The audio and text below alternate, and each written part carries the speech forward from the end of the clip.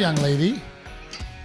Hello, fine sir. Oh, you got something in your teeth, and I don't want you doing the podcast the whole time. I knew it. I'm drinking green juice, and I was like, I'm going to end up. You got to go like this a little bit. Which two? The one, just keep doing that. Yep. One, move over one. There you go. Pull that sucker out of there. Did you get it? Let me, kind of. Let's just leave it like that. It's green juice. And let people bitch. If it was true love, you'd get it out for me. I like that Rick zoomed in on you. Pull it. So I can see. Well, let's go ahead and address the elephant in the living room. In the living room? I am wearing a UT hat, and I'll be honest with you, I'm wearing it proudly because I ended up raising several $1,000s, making the Aggies and the Longhorns compete at the Hot Rod Run. Yeah. And I made a promise that whoever won, I would wear that hat on the podcast. And I like to keep my promises. I'm a man of my word, and here we are. Yeah. So I hope you're happy. I feel different. I feel weird. I was going to say, I haven't seen you in bright. I mean, you used to wear several years long ago. Time ago. Yes. You used to wear a UT hat, but I haven't seen you in an orange hat in a long time. Before my nieces started going to Aggie Land. So here we are. We're wearing it. And then glasses right nope, back that's only fair. I always wear the glasses. How you usually do it, sure. But I was also very entertained in the idea that you go, you were wearing a red sweater, and then Betty goes, you wore red last week. Behind the scenes, Betty was like, nope, you wore red last week. And you know what? I wouldn't have been a big deal. The sweater had cute puffy sleeves right here. It looked totally different. But you wear the same damn tank top. And so if you're wearing black again, and then I wear red sweater again, people can't tell on the little thumbnail on the screen that it's a different episode. But I would actually like to know how many episodes I've worn this tank top. It's quite a bit at this point. Your dress tank top, your fancy black tank top. But so much to talk about. And first, let's talk about our friends at Old Salt Coffee. Wonderful human beings. Please buy your coffee from oldsaltcoffee.com. Treviño 10. I get to give $1. Now, this all connects to what I'm trying to accomplish. So, yeah. And all year, we have a whole year now. We just finished Helicopters for Heroes, and we're going to talk a lot about that. Because that's how I spent my weekend. But Old Salt Coffee has agreed to give me $1 for every bag of coffee that you buy. Yeah. Now, over a year, that can be a lot of dollars. Yeah. So please, if you're going to drink coffee, get it from our friends at Old Salt Coffee and put Treviño 10 so that I can get that $1. Please. Please. And then the other thing, of course, is our friends at Aztec Chevrolet. Here's what I learned. Right. And I just fucking sometimes hate people. That's really strong language. What did you learn, Steve Trevino? What happened? So they left the Camaro overnight. John found it scratched. Somebody had keyed it. Somebody had slashed the tires on it. And that's how we found it the next day. Because people are pieces of shit human beings. Like, what's the point of that? Because people are disgusting. And people are fucking horrible people. And they're uneducated. And they're fucking stupid and jealous. And it just...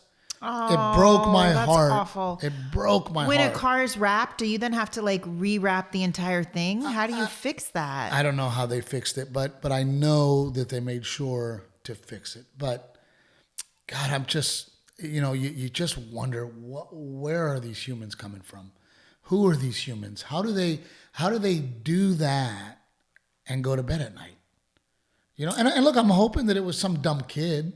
Maybe it was some dumb kid that has no clue and later on will grow up and realize, wow, what a shitty thing to do, right? But something like that, you accomplish nothing. It's not like you got any monetary value out of it. You're not getting money to go feed your family or something like.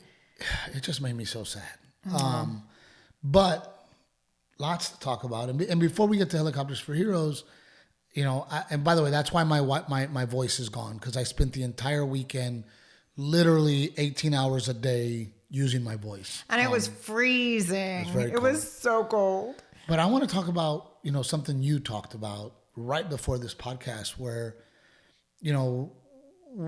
I did the 7 days of detoxing. I was very happy, and I lost a couple pounds. And because of my lifestyle, I chose not to. Then I'm gonna kick it back up again soon. But you have decided to push through for 14 days, and you said something today, and it makes you realize how much it affects, especially women. Well, I think I'm going to do all 21 days. Oh, I'll be like at this point, I'm pot committed. But tell everybody the results, and the thing that you said was the fact that I can get into clothes I couldn't get into. Oh yeah, mentally is such a win. Is huge. Yeah, it's not even so much about the number on the scale. Like, yeah, it's exciting to see the number on the scale go down. I'm 2 weeks in, and I think I'm about 6 pounds. Wow. Down. But I was trying on pants. I'm wearing not my fat pants. Your fat pants are the ones you wear when you can't fit into anything else. But those are the ones you've been wearing. I'm wearing my too tight pants this morning. And just to be able to and there was another pair of pants that was too tight, and I put those on this morning too. And I was like, which too tight pants do I want to wear today? Like, it's just for your brain. That's a big one. It is. And I'm also talking to Rick. I'm probably going to be way less bitchy to you today because I fit in my tight pants. Well, because, Rick and I, are both overweight, and I'm not making fun of Rick, and I hope Rick doesn't get his feelings hurt, but we are both overweight. And I would say, and I'm speaking for Rick, that it's very discouraging when you try and nothing's happening. Oh, for sure. Right? Sure. Which I think is how I felt for a long time. Man, I'm trying here and nothing's happening. I exercise. And Rick, I got to tell you, doing that 7-day fast, our detox, it really made me feel good at the end of the 7 days because, man, you saw the results. It's like, it's a jump start. And I still I exercised this morning, but while I've been doing it, I've probably only exercised 2 or 3 days, gotten on my spin bike. Cause I'm really just trying to get the hang of the food side of things. And if you want to join us on our journey, you can call Gina. You get her number? Because somebody left a comment, which always cracks me up. And they were like, hey, what's Gina's info? Yeah. And I'm like, well, Gina gave us the info on the episode. So just a reminder, our health coach, her name is Gina Brown. I think in the description, if you open up the description of the episode. Well, what's her number very quickly? Gina's info is on there. Or I just felt a big piece of spinach in my mouth. Let's see. Miss Gina. But Rick, I got to tell you, man, following the little program, they lay it out for you. I think I might be giving the wrong number. So it's in the description. It really was and felt like a win.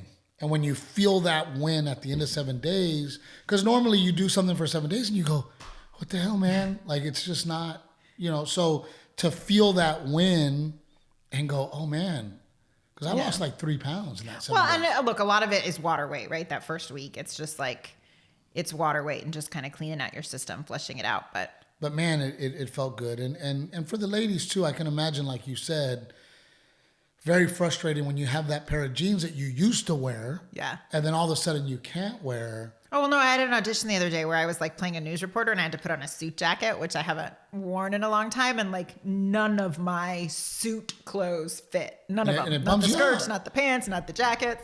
It was depressing. And it does bum you out. And you go, man, I used to wear this all the time. Yeah. I'm obviously overweight, right? And for me, I'm maxing this belt out. I'm out of holes. That's an awesome feeling too. That's time for a new belt. Yeah, it's really cool. There was a little bit of me because I don't like spending money on clothes where I was like, do I want to lose weight? Because then I got to buy clothes. But it has been. I cheated a little bit this weekend. I did too, just out of necessity. It's hard when you're traveling. Well, it's hard when you're traveling, but I was doing Helicopters for Heroes and I was trapped at the ranch. Mm-hmm. And whatever food we were providing for the veterans, that was my choices. Yeah. And we'd have a salad, but I would always wait to eat last. And I always wanted everybody to eat first. Because there's times where all this food is being donated to us at Helicopters for Heroes.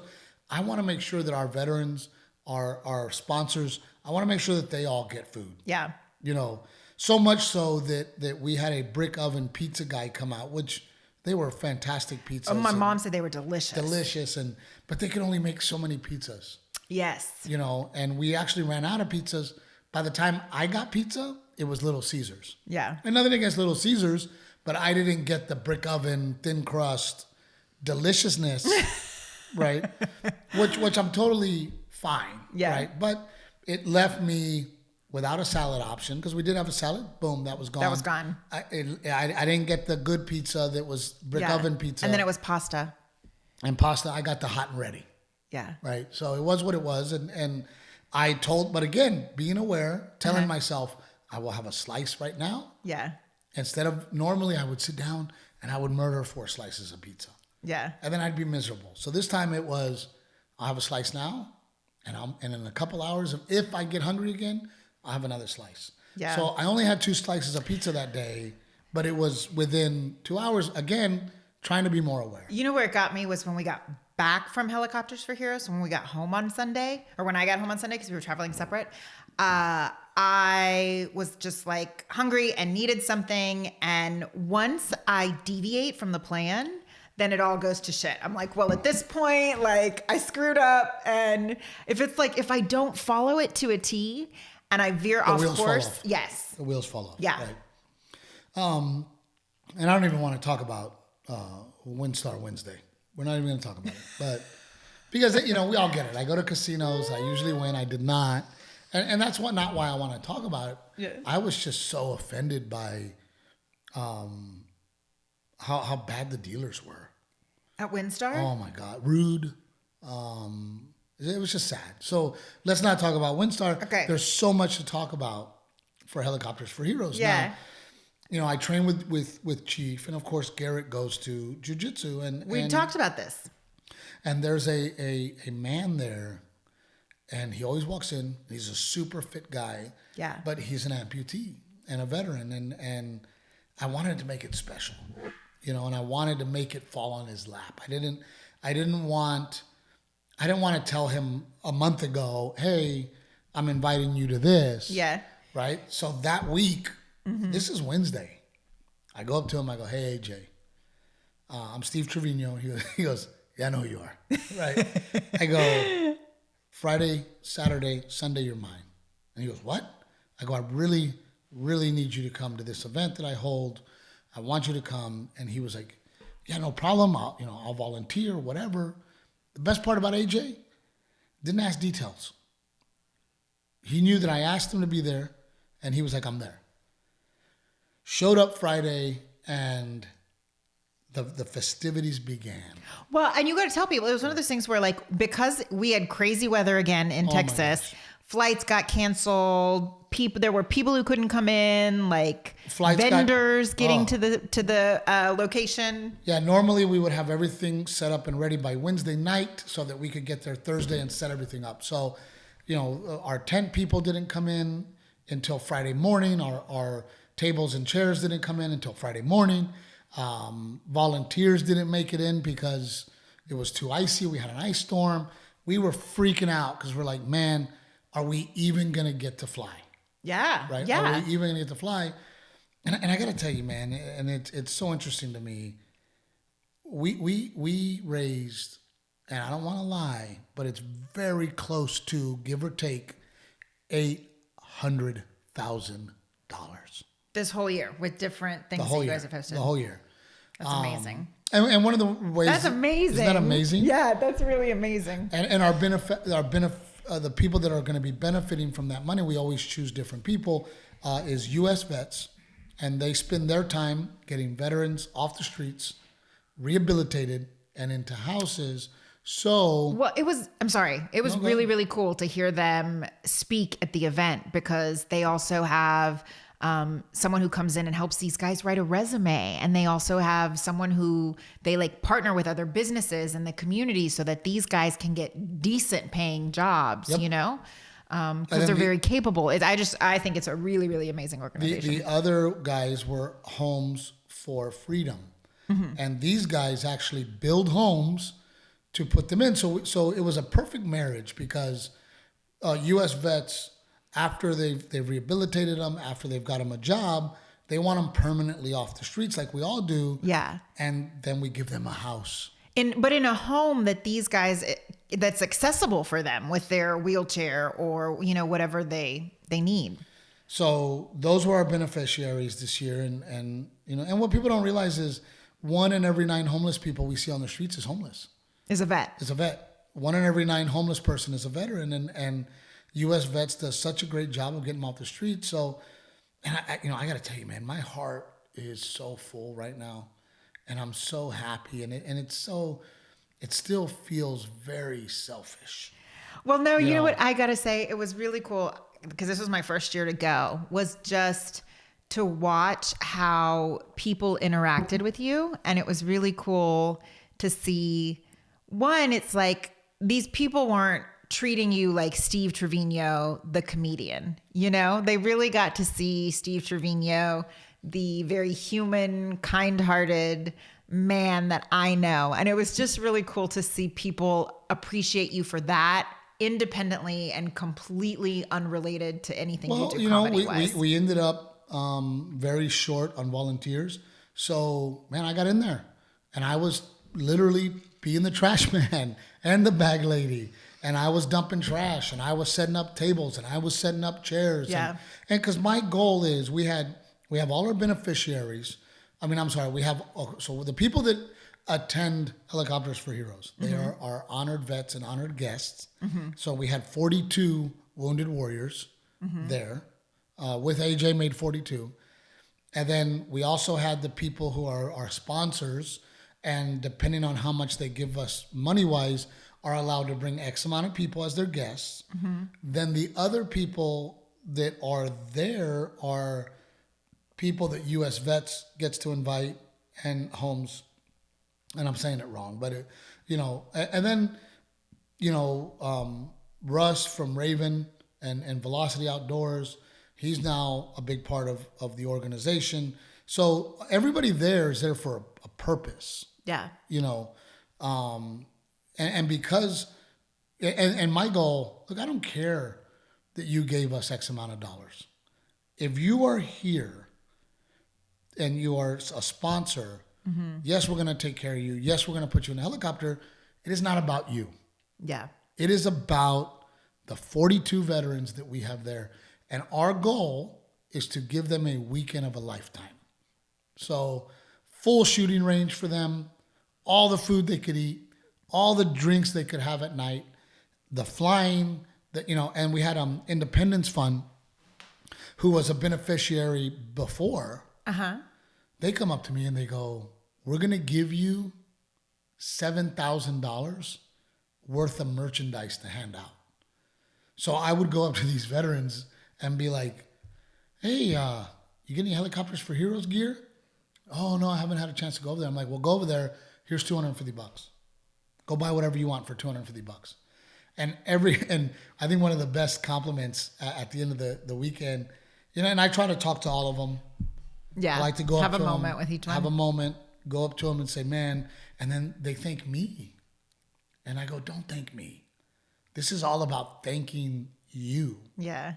Thanking you. And when you see these guys and they're thanking you and they're missing limbs. Yeah. My mom said that because my folks came too to kind of participate and be there with the kiddos. And my mom said, Renae, it's hard. She's like, it's really hard to be there and see these young men like that, with their missing legs and their missing arms. And she's like, it's as a mom, I think it was really hard for her to imagine if that was her child. Well, and it was a lot colder than we thought. And a lot of the guys were not properly geared up.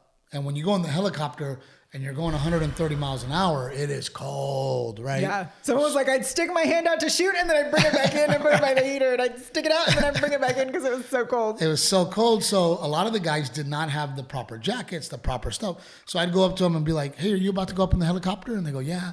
I go, listen, man, follow me. Here you go. Here's a jacket. Here's gloves. And they're looking at me like, are you sure? And I'm like, fuck yes, I'm sure. Yeah. Yes, I'm absolutely sure. And they're like, but you've already given us so much.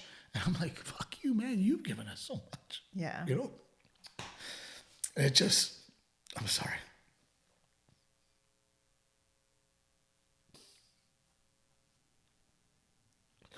they've given us so much. And Yeah. I'm sorry. It was really amazing that you were able to do that for them this weekend. And all that money to US Vets. I just think it's really great. I love them so much, and their humility and their willingness to help out. I mean, some of these guys, they don't have a leg. They have a prosthetic, and they're in there helping with tables and chairs, and they were just so appreciative and thankful, and they don't realize that, no, we're the ones. This event is about thanking them. Yeah. This is about you, you know. Yeah. And then at the end of the Sunday, we're wrapping up. We go Sunday from 8 a.m. until 2:00, and several of the guys go, "Hey man, this was bucket list.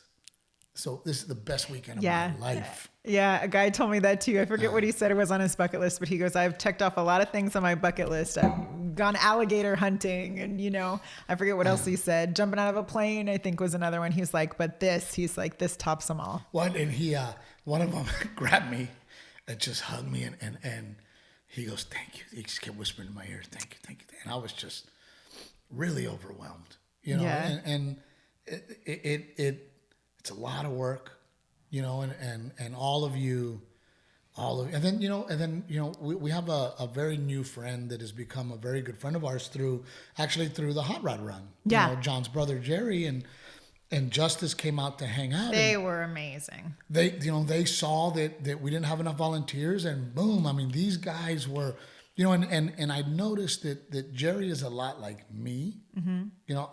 I enjoy making other people's days.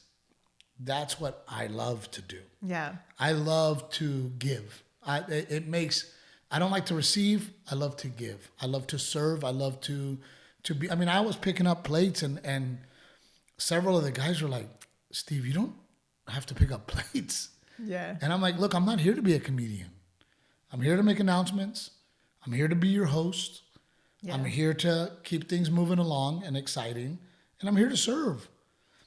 So man, I'm running around doing everything I can to make them happy. And then when you see somebody like Jerry, who is a very, very successful man, right? Who is the boss in his world, he totally become humble. Not to mention, I don't even know how much money he spent on the raffle. Yeah. Then he's throwing cash around. So not only did he volunteer his time and help out and serve, then he also served in a whole nother way by throwing some serious cash at us. The auction alone, we raised over $220,000. Yeah. Just the auction alone. Are we going to talk about the auction? Selfishly? What? And the trip to Italy that our friends bought. They were actually bidding against each other. And they had no idea. They were like calling each other on the phone to tell them stop bidding. Stop bidding, right? Yeah. Well, Jerry got a trip, bought himself a trip to Tuscany. And then Jake, who, by the way, poor Jake, that guy, if anybody works the hardest all year, it's Jake, right? Yeah. So then he buys a Tuscany trip for $6. Jerry buys a Tuscany trip for $6. Yeah. And then Russ buys a Tuscany trip for $6. And all three of them invite us. They're all like, "Hey, well, we got 6 spots. You and Renae want to come?" And I'm like, "Hey, Croatia's not that far. We just have to go. We just have to kind of find a way to avoid Ukraine." I'll take Tuscany. I'll take Tuscany. That'll do just fine. Everybody's bidding. Renee's second row, and she's like, "Well, I didn't know they were all bidding around me, and I'm looking at you on stage like, hey, can I bid? Can I bid? And you're like, don't you dare, don't you dare." Well, I already knew what was going on. I didn't. But man, you want to talk about a fulfilling weekend.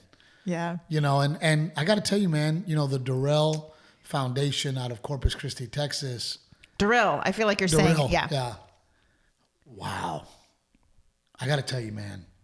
Wow. And again, another charitable foundation giving to this charitable foundation, like just. Well, and not only that, you want to talk about a fat check. Okay. They wrote us $100,000 check. $100,000. And you know what? And I always brag about South Texas people. And I don't know if it's the culture down there or the way that we were raised or what, or Texas in general, or I don't know, but they were not demanding. They were not, because we have had donors in the past that are like, hey, where's this and where's that? And I talked to her. I'm and the she big was sponsor. So sweet because they were literally about to go up. Right when the weather came through and they had to stop, and she was so sweet, babe. She just kept saying, "It's okay, we'll get up. Like it's okay, you know, we'll hang out, and if the weather clears, we'll go back up." She was so sweet about it. And Bill wasn't demanding, wasn't. And he's such a chill, easygoing guy. Isn't he? Easygoing guy. Yeah. You know, Mark Shaberg. I mean, all those guys. I was just so impressed. And their kids. They brought. And when I say kids, you know, they're in their 20s. Yeah. You know, even the kids were super sweet, super appreciative, and they could have been demanding, and they could have been, you know, a lot of times these big donors are a pain in my ass, and they want this and they want that, and well, where's this and where's that, and I want to go up in the air now, you know, that kind of attitude. And of course, because they are huge donors, all of us, me and Kat and Jim, and Harrison, we're all scrambling. To accommodate and make them happy. But Bill, you know, I just, if anybody's listening to this that knows Bill from you know, Corpus, I could not be more, and it's another one of those things that, number one, I hope I have that kind of money someday. And number two, I hope that I'm generous with my money like that. And number three, I hope that I am that humble about it. Yeah. Because, and not to mention, dude, Bill's wearing fucking jeans. Yeah. And a shitty jacket. Yeah. And he just gave us $100,000, and he doesn't look, you wouldn't even know that that's our title sponsor. You know what? Our neighbor, Peggy, she said, my wish for my kids, she's like, and I tell them this like a mantra. Have I told you this? She said, I want you to be healthy, wealthy, humble, and kind. And I feel like that's Bill. Oh no. Yeah. Bill just really just had, he was just so humble, and I was so impressed with his demeanor, his good attitude, and you know, I'm constantly checking in with him. Can I get you anything, Bill? Is there anything you need? What can I do for? And he was like, I'm good, man. We're all happy. We're all having a wonderful time this weekend, because I think when you truly understand, you are not there for you. Mm-hmm. And by the way, did you give your money to be recognized, or did you give your money because you care about the cause? Yeah. And when you see 42 veterans, most of them missing limbs, not to mention, I can't even imagine what they're missing inside, right? The emotional damage that they have suffered that we don't see with our eyes, right? Yeah. You know, once you understand that, hey, this is not about me, right? Yeah. This is about them. Yeah. And showing them the time of their lives, right? And for me, that's my goal. Yeah. I don't care if they think I'm a celebrity. I don't care if they think that I'm funny. I do care that they think, hey, Steve went out of his way to make me comfortable and happy. No, you guys, the whole Helicopters for Heroes crew did an amazing job. It's a great event. It's not, I mean, to be able to pull something off that's just not, a lot of charity events are a one-night event and it's over. This is like a weekend-long thing. Logistically, the foods of that, the organization of the transportation and getting them there and everything. Well, and we... And there was a video game truck, and there was axe throwing, and there were musical acts at night. Well, that's what I wanted to... It's not just the helicopters. There's all kinds of stuff happening. That's what I wanted to talk about. So, you know, Tim Montana was not supposed to be there, but him and Jake, Michael Ray, was at the Houston Rodeo on Saturday. So Jake pulled in a favor and asked Michael Ray and Tim Montana if they would play for us for free. If you guys don't know who Michael Ray is, he has that song on country radio right now, Whiskey and Rain, that's playing like crazy everywhere. It's the number one song in the country right now. That's Michael Ray. So Michael Ray came out, and volunteered and donated his time. And we literally had a private acoustic concert from Tim Montana and Michael Ray. It was awesome. And it was just awesome. Now, the best part, fuck Michael Ray. Fuck Tim Montana. Don't say that. No, that's amazing for them to do that. Garrett, our son. Yes. He's such a good little performer and such a good singer. He went on stage and he performed and sang God Bless the USA by Lee Greenwood. And I'll tell you this, because the sound system was not great, there was only one person that got that room completely silent. Yeah. And that was our son, Garrett. And he sang that song, got a standing ovation. With so much little pride. I mean, just so much. It was really, really cute. And he just had so much heart.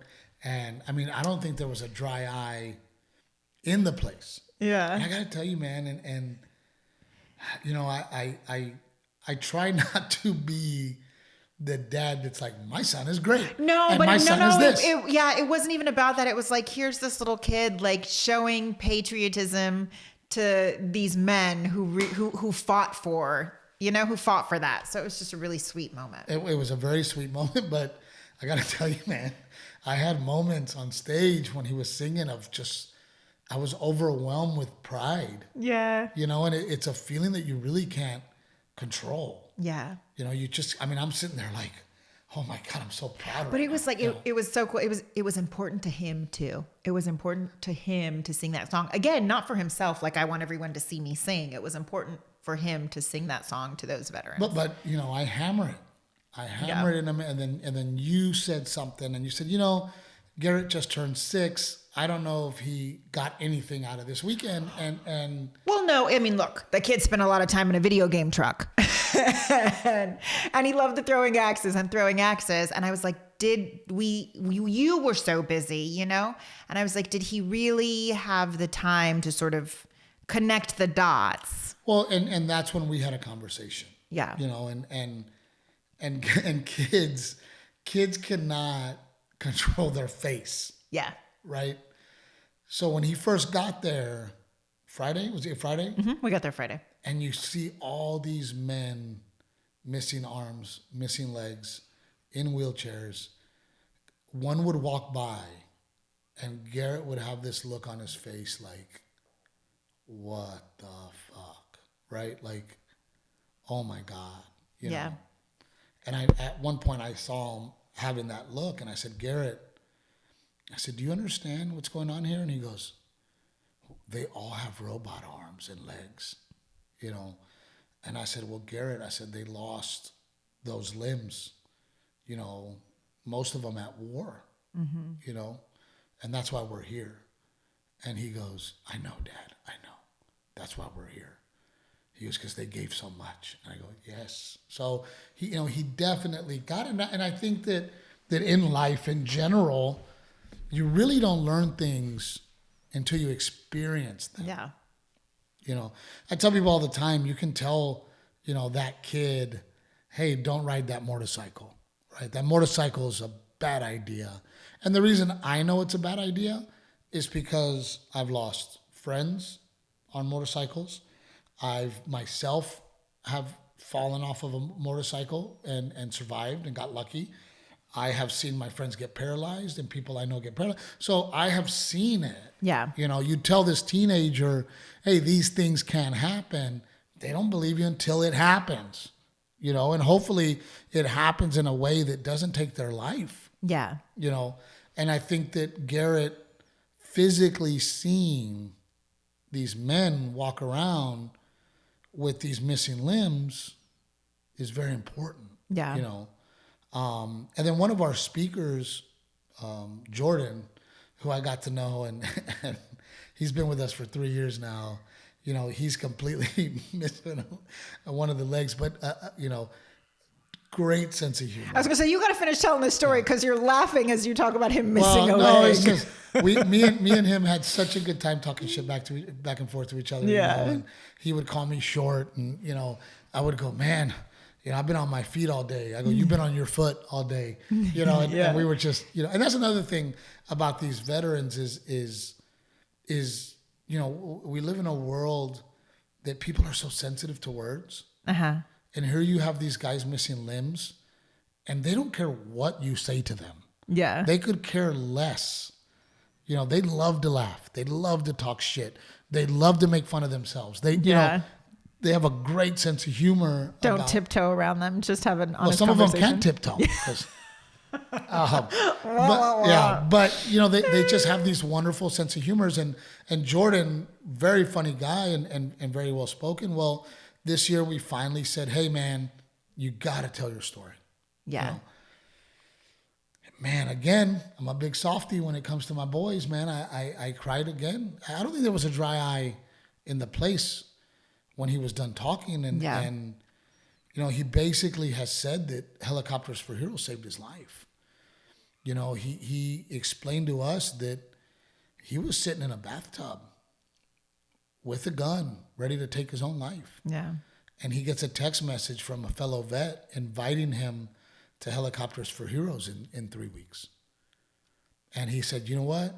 I'm going to see what this Helicopters for Heroes thing's about. And he didn't take his life that day. And he came to Helicopters for Heroes, and we've adopted him.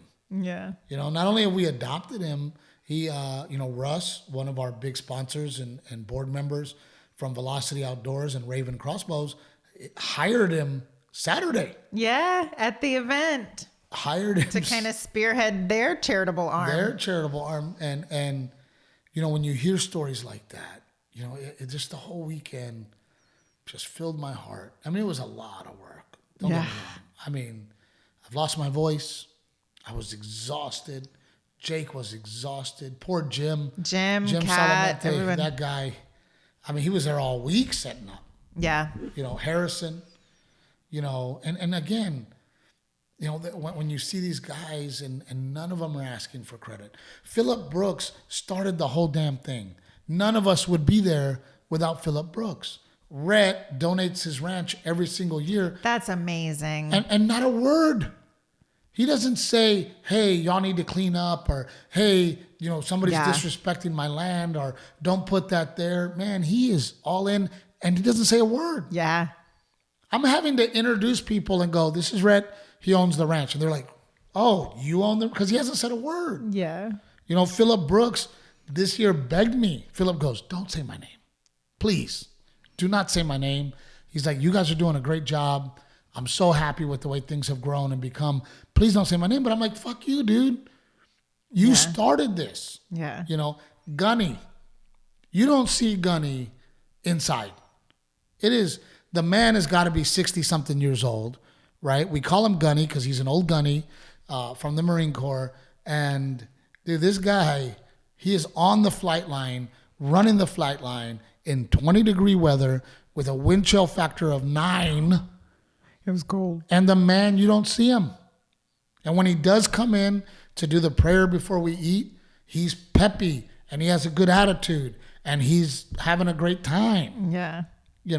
So just to all the people that participated and so moving forward, I was very bummed out about the lack of volunteers. And I have not made it easy for people. I've had a lot of people hit me up over the years saying, after your shows, I want to help. How can I help? So yeah.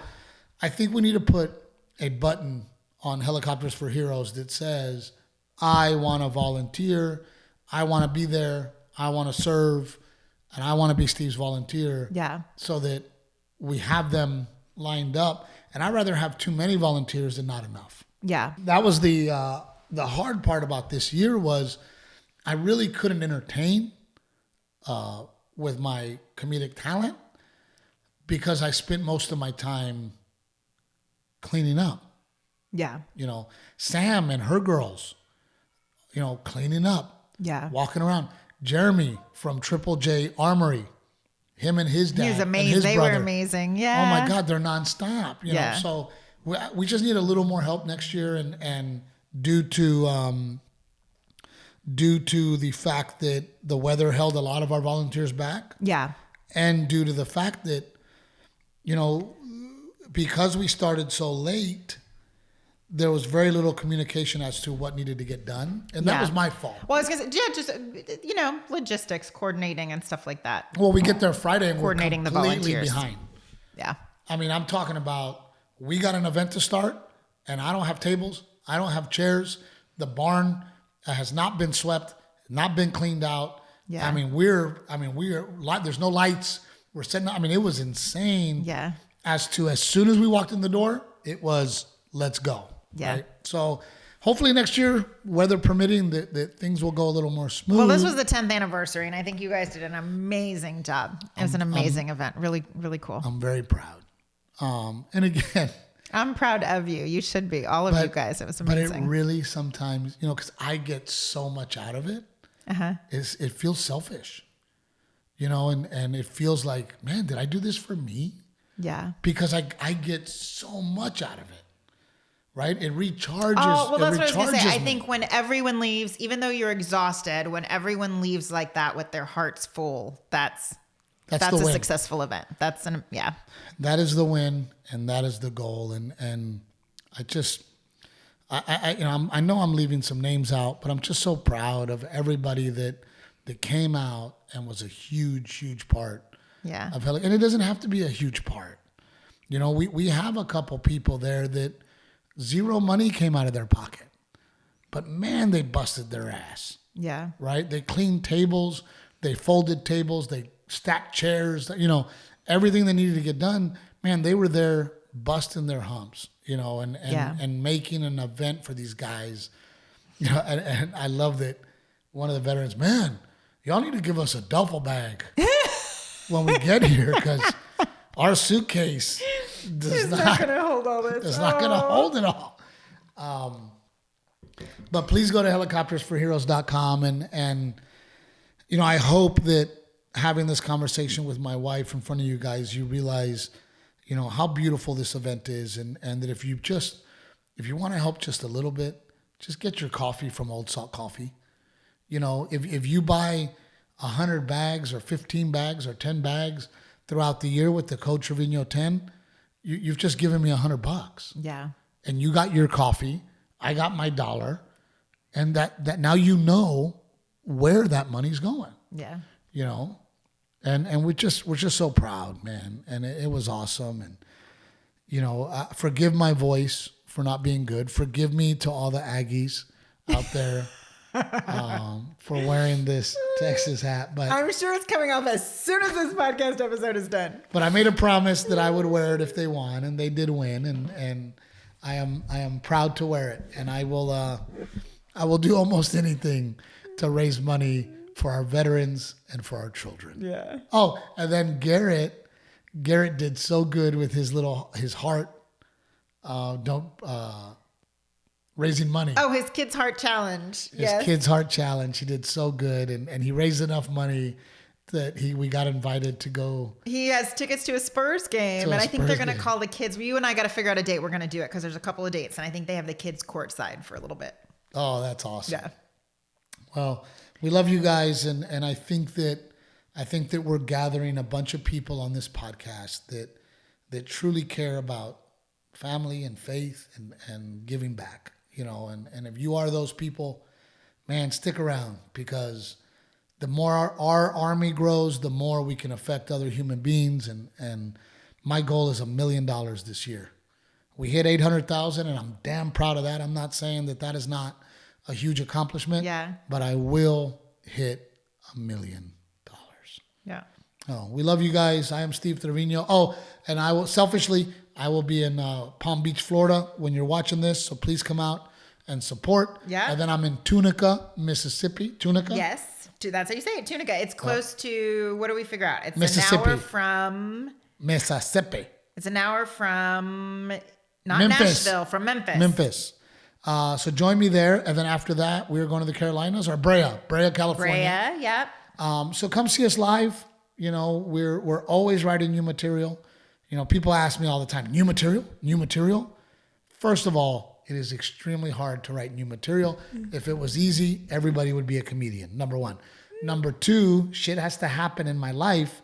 Renae has to fuck up so I write some material.